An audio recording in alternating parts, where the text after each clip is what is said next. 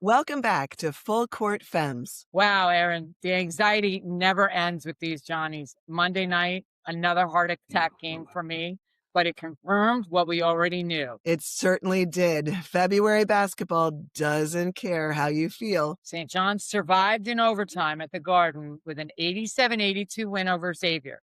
And now they walk into a game against the only team in this league that's beaten them. No reset button, no celebration window. It's go time again. And that Xavier game, it matters more than the score. All right, so let's talk about that score, because I know that nobody expected them to go into overtime, especially Annie, who called it 80-70, a controlled win in her opinion. Instead, it was tight, possession heavy, 5 extra minutes. That's right.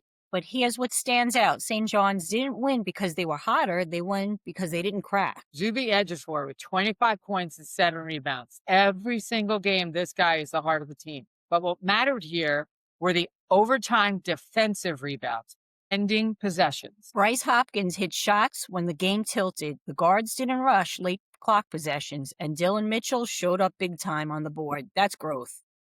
And that growth shows up in the rankings. The Johnnies are now ranked number 17 nationally, and they are tied for first, woohoo, with UConn in the Big East. That doesn't happen overnight. It happens with conviction and discipline. And just like how we execute our bold and busted predictions with conviction and discipline, let's check them for the Xavier game, Caroline. All right, prediction number 1. Hold Xavier to 9 or fewer offensive rebounds. That's busted. They grabbed 10. Which is why the game stayed alive. All right, prediction number 2. Hold Trey Carroll under 7 free throw attempts. That's bold, Erin. He stayed under. That's disciplined defense. On to number 3. Allow 6 or fewer made threes by the Xavier Musketeers. Bold. They only hit 5. Bold prediction number 4. Win the turnover margin by at least 5. Busted. Turnovers were within 1. All right, and bold prediction number 5. 12 or more points off turnovers. Busted.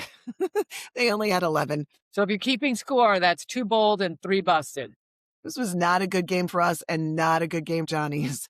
Thank goodness we were not concerned with our rankings, because bold and busted would not have taken us there this time. It's clear the Johnnies have the foundation intact, but cracks were visible. Oh, God, let's hope those cracks are not staying visible, because now is the time to talk about the only one that got away. You guys know what I'm talking about. That final score of that Providence game back in early January, 77 to St. John's 71. It hurts just to say that. Zuby Ejiofor had 33 points and 15 rebounds in that game, and they still lost. Here's the number that matters the most. Providence outscored St. John's 22-7 in the final 6 minutes. There's a lot to learn there. That's not talent. That's composure. 2 rush shots. If we can recall those missed free throws, poor Zuby at the line, missing that one, it broke my heart. A turnover, a defensive breakdown. The Johnnies crumbled and Providence stayed patient when St. John's did not. Since then, we know that Providence hasn't changed. Nope, still the same team.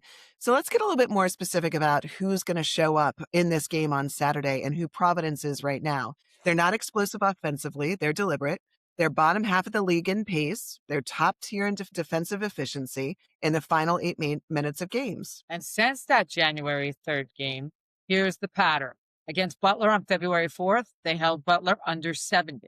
Against DePaul on February 7th, they controlled the second half and limited transition. You know, they don't overwhelm you with shooting percentages. They overwhelm you with shot selection. They force you into mid-range pull-ups. They keep you off the line. They shorten the game. And their guard trio reflects that identity. Jason Edwards is averaging double figures, but his efficiency late in games is what matters. He takes the shot at 6 seconds, not 18. Jalen Sellers doesn't need 25. He needs 15 at the right time.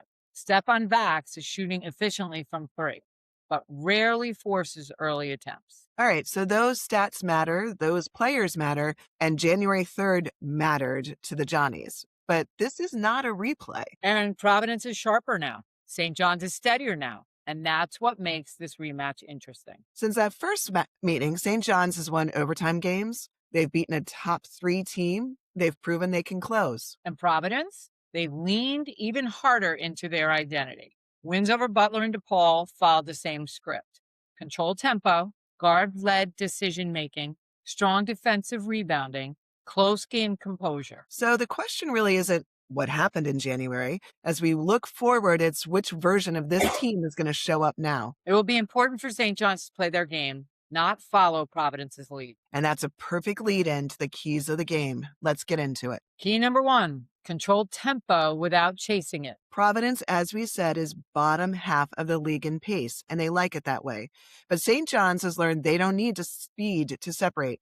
They become comfortable winning in the low 60s and 70s. If this game stays in Providence's preferred range, that's fine, as long as St. John's dictates shot quality. Key number 2, win the free throw battle. If you get to the line, make the shot. It's so painful sometimes.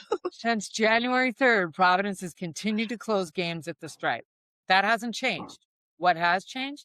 St. John's has gotten better at defending without fouling. That is true. In the Xavier game, we didn't see a lot of fouls. That's why Trey Carroll didn't get to the line as frequently as he had in the first game. St. John's attempts more free throws, especially late. That's going to be growth for them as long as they make them.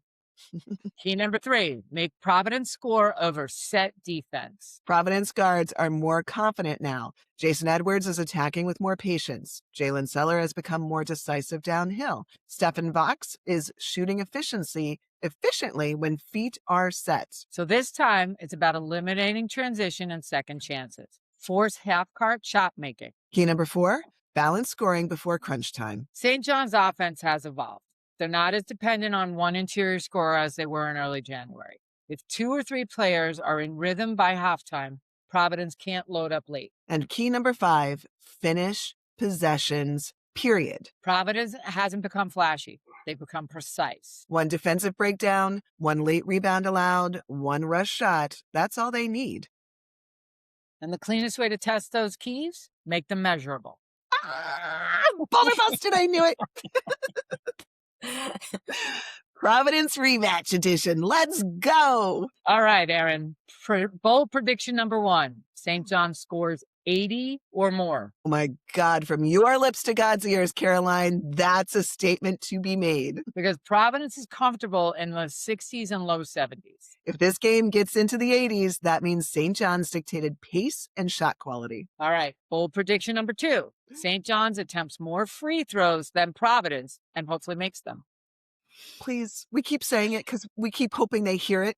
If St. John's dictates contact, they control tempo. Bold prediction number 3. 3 St. John's players finish in double figures. It'd be nice to see it show up this game. Balanced offense reflects February maturity. Bold prediction number 4. St. John's commits 9 or fewer turnovers. All right, Providence hasn't changed. They punish mistakes. St. John's has learned to reduce their own mistakes. Bold prediction number 5. Providence scores under 1 point per possession. That forces difficult shot making, not rhythm closing. Notice what's missing, Erin. No prediction requires St. John's to shoot 60%. No prediction requires chaos. They require evolution of the Johnnies. Saturday isn't about fixing January. It's about showing how far both teams have come. So we've talked about January. We've talked about growth. We've talked about how both teams have sharpened since that first meeting. Providence is more precise. St. John's is more composed. Which means this isn't about who's better. It's about who's more finished and refined. And when it gets that tight, there's only one thing left to do. We bring in the closer, Erin. Annie! January was the only blemish. Since then, St. John's has won in overtime. They've beaten elite teams. They've proven they can close. So here's the question that we all have. Has this lesson stuck, and is it ready for Saturday? Well, Providence is going to make this uncomfortable again. They'll shorten stretches. They'll trust their guards. They'll try to drag this into a half-court chess match. That hasn't changed. What has changed is St. John's ceiling. They're more balanced now. They're more efficient. They don't panic when the game tightens. Yeah, Caroline, this one will feel really tight into the middle of the second half. Providence will hang around. They always do. Yeah, but I think St. John's offense is further along now than it was in January. Erin, I think you're right. They're getting paint touches without forcing them. They're spacing better. They're converting off turnovers instead of just creating them. I don't see rush possessions this time at all. I see controlled aggression. All right, Annie, give us a score. What do the numbers say? Here we go again. St. John's 87, Providence 78. That's not survival. That's separation. And if it lands there, it means growth showed up on both ends of the floor. That's not revenge. No, it's what we keep talking about. It's maturity. And if that's the score, it means the final 6 minutes flipped on behalf of the Johnnies. Because growth isn't measured in highlights, it's measured in stretches. And definitely Saturday is going to be a stretch game. After that, Marquette. Another road test, another identity game. And the last time these two met, St. John's won 92-68. That was dominance. But road games don't replay like highlight reels. No, they don't. Marquette is still guard heavy, still dangerous in transition, and still capable of speeding a game up. So if Providence is about composure, Marquette will be about pace. and this stretch, Providence to Marquette, defines whether this team is just good or if they're ready to go big time. So stay with us by subscribing to Full Court Femmes on Apple Podcasts, Spotify, and YouTube. No hype, all hoops. Let's Let's go, Johnnies! Johnnies!